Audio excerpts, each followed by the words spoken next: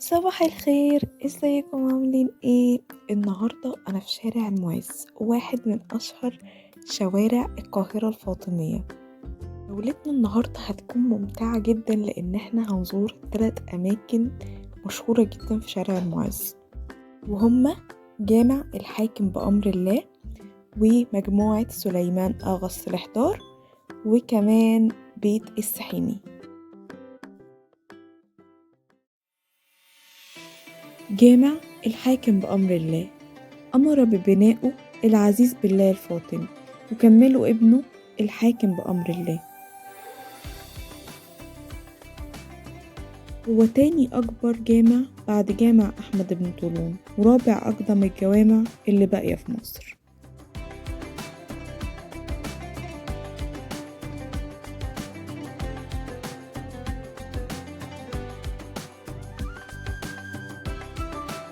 القرن ال15 أخدوه الفرنسيين كحصن ليهم، وبعد كده أخدوه حرفيين الإزاز والنسيج وخلوه ورش ليهم، وطبعا بعدها مبقاش جامع، بقى خرابة.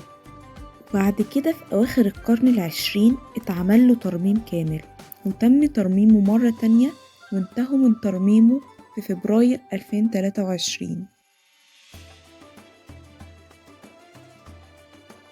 استخدم رواق القبلة والصحن بتاعه كأول متحف إسلامي، وكان اسمه دار الآثار العربي قبل نقل القطع لمتحف الفن الإسلامي.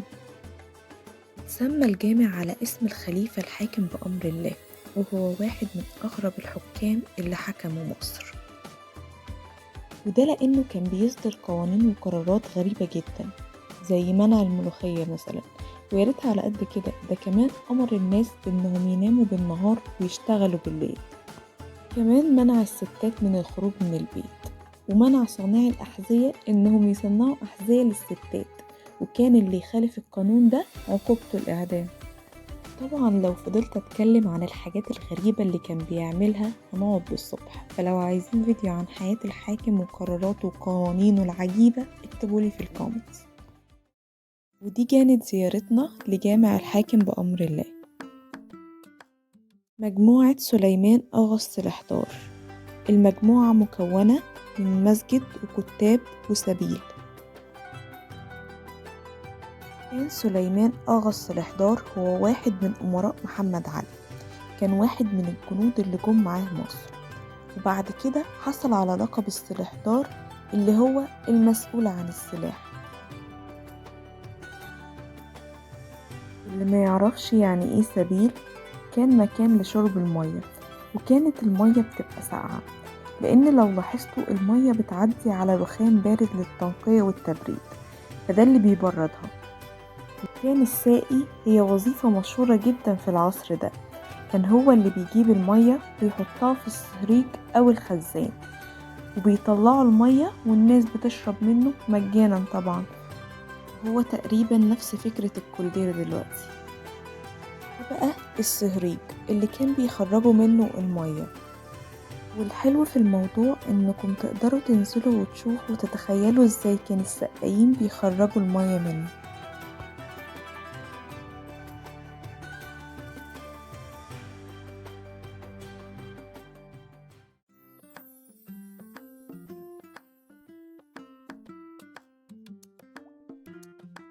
ونروح بقى لآخر مكان معانا النهاردة، وهو بيت السحيمي، واحد من أجمل بيوت مصر الإسلامية، بناه عبد الوهاب الطبلاوي سنة 1648، وبنى إسماعيل ابن إسماعيل شلبي جزء تاني من البيت، وضمهم على بعض وخلاهم بيت واحد، واتسمى ببيت السحيمي نسبة لآخر واحد سكن فيه، وهو شيخ رواق الأتراك في الأزهر محمد أمين السحيمي. البيت مكون من دورين، الدور الأول هو السلاملك، والدور التاني هو الحرملك. الدور الأول هو اللي بيستقبلوا فيه الضيوف الرجالة، أما للدور التاني واللي هو الحرملك مخصص بس للستات، وبيدخلوا بس صاحب البيت. جميل قوي في البيت ده انك اول لما بتخش البيت بينقلك لعصر تاني خالص، بتحس انك دخلت مسلسل او فيلم بالغلط.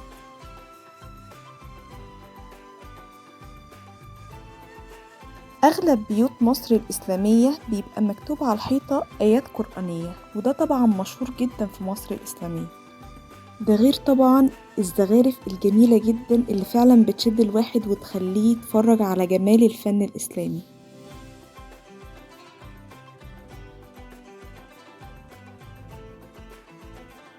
ده برضو كان جزء من السيراميك.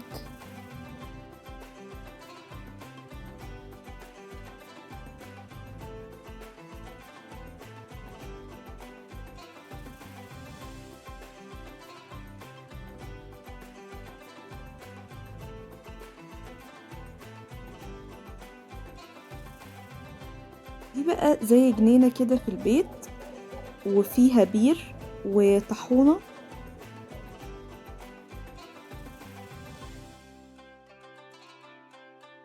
ده البير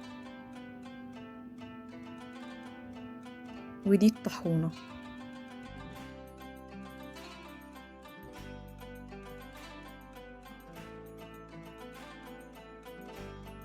وبس كده، ودي كانت زيارتنا لبيت السحيمي. بجد كنت ماشية مش عايزة أمشي أصلا من المكان من كتر ما كان عاجبني. وده كان فيديو النهاردة.